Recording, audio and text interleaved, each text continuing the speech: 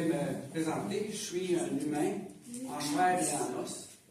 Je suis aussi un champ électromagnétique vivant. Dans le chapitre 15 du livre Géobiologie, Escalader l'invisible, j'explique du mieux possible que chaque être humain est doté d'une enveloppe subtile. Le corps humain agit comme un récepteur, un émetteur et un transformateur. Nous sommes de la lumière condensée et notre fonctionnement présente de nombreuses analogies avec l'électricité. Je souhaite vous parler du livre que je viens de publier. Ça s'appelle Géobiologie, Escalader l'invisible. Ce livre n'est rien d'autre que rempli de fréquences qui nous élèvent en harmonie avec notre environnement. D'autres sujets dans le livre, les titres, j'ai un chapitre, c'est fantômes, c'est cimetières, la science des cathédrales, rendre l'invisible visible, une spirale cosmotellurique, des pluies polluées et le son qui devient visible dans la nature.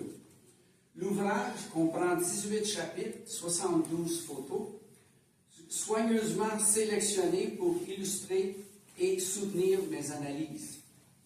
Ce que je propose avec Escalader l'invisible, ce n'est pas une méthode, mais une élévation progressive de notre champ magnétique, qui on peut aussi appeler la conscience. Une autre manière d'habiter la Terre. Avez-vous déjà dû vous battre avec quelque chose que personne ne voyait? Une douleur, une peur, une attente. Nos plus grands défis sont souvent invisibles. Ce que nous ne voyons pas peut pourtant nous influencer profondément. Escalader l'invisible, c'est peut-être ce que nous faisons tous, chacun à notre manière. La géobiologie est l'art de détecter les impulsions mystérieuses de la nature et de les comprendre et d'en dévoiler le sens.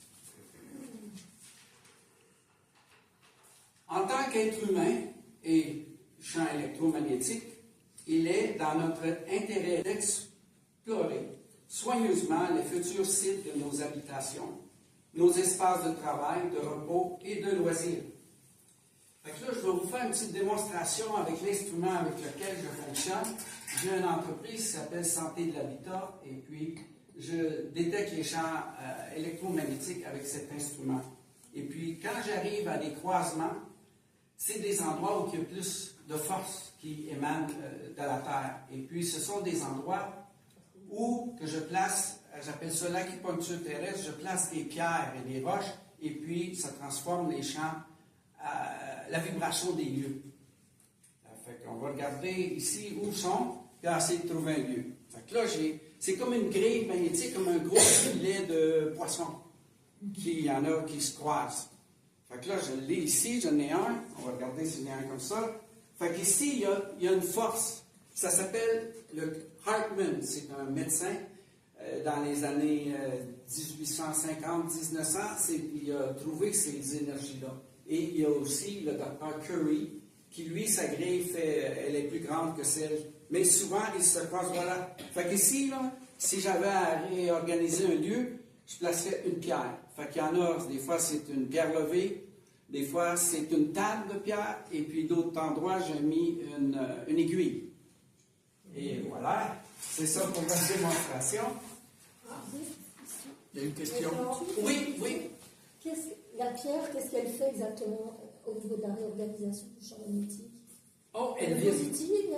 Oui, je trouve la polarité dans la pierre, oui, avec cette antenne-là, les plus et les moins. La Terre est négative. Okay. Et puis quand je branche, c'est comme mettre une prise à l'huile. Je mets la pierre. Et puis j'ai le moins avec le plus avec le moins. Et le moins saute sur le moins. Je crée une énergie en dessous de la pierre. Ça tasse l'énergie de la Terre et le plus du ciel vient le rejoindre. C'est comme emmener le ciel sur la Terre. Ok, ça équilibre les forces. Ça équilibre le lieu. Ou qu'il y a des courants d'eau souterrains, des failles, et puis de l'eau polluée, puis tout ça. C'est pour ça que le livre va tout expliquer. Je peux-tu reprendre mon temps? Non, je fais des fois.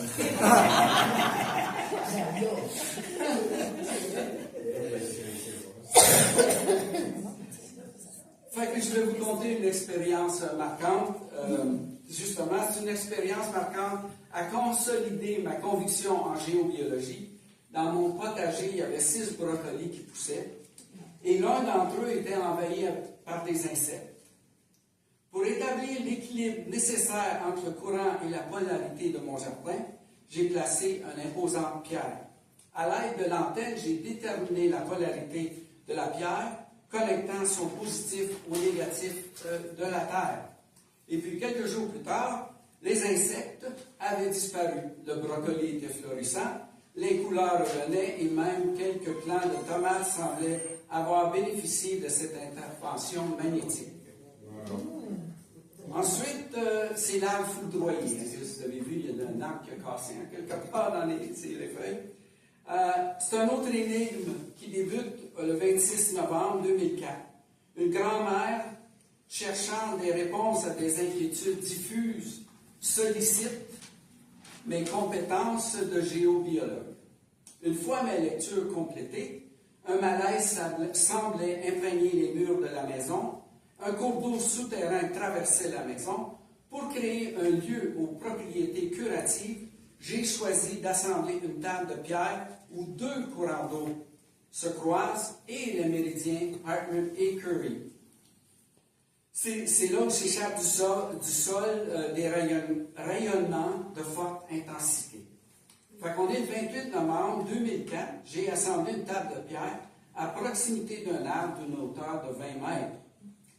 3 jours se sont écoulés et depuis l'assemblage de la pierre, le 1er décembre, la grand-maman m'a contacté au téléphone. Le grand conifère situé à proximité du dolmen s'est brisé et est tombé dans le stationnement.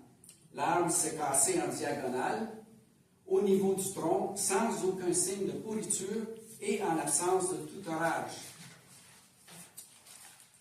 Maintenant, dans mon livre, j'ai des sujets plutôt scientifiques pour expliquer la chose.